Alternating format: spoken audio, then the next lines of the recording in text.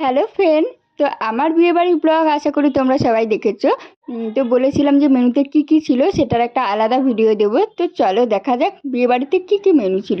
তো দেখো এইদিকে আমি খেতে শুরু করে দিয়েছি। প্রথমে ছিল হচ্ছে পনির পাসিন্দা, সাথে ছিল স্যালাড সস। এই দেখো আমার বন্ধুরা কিন্তু ফার্স্ট টাইম আমার ভিডিওতে এলো, তো তাদেরকে হাই করে দিতে বলেছি। তারা তো একদম লজ্জায় মরে গেল, তোমরা দেখে বুঝতেই পারছো। আর এই দেখো হচ্ছে আমার বান্ধবীরা সবাই মিলে বসে পড়েছি।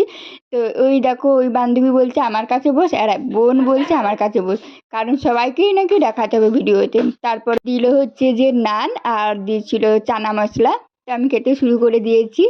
তো আমার বান্ধবীরা সবাইকে দেখাতে হবে, কারণ তারা ব্লগগুলো যখন দেখে তখন বলে আমাকে তো দেখাই গেল না। তো যাই হোক আমি সবাইকে একটু একটু করে নিয়েছি। আর এইদিকে দেখো তাদেরকে বলে দিয়েছি যে আমি ব্লগ করি, তো শুরু হয়ে গেছে।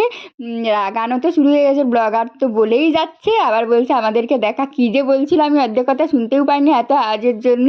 তো যাই হোক আমি কিন্তু একদমই খাচ্ছিলাম না। বোন এইদিকে বলছে তাড়াতাড়ি খা, সবাই কিন্তু খেয়ে নিচ্ছে, আর আমি কিন্তু একদমই লেটে খাই, মানে আস্তে আস্তে খাই।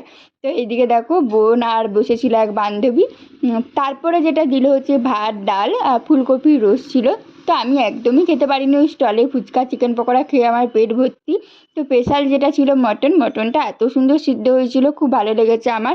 আর এই দিকে দেখো আমার বান্ধবী, সে মটন খায় না, সে নিয়েছিল মাছ, সে মাছটাও খেতে পারেন।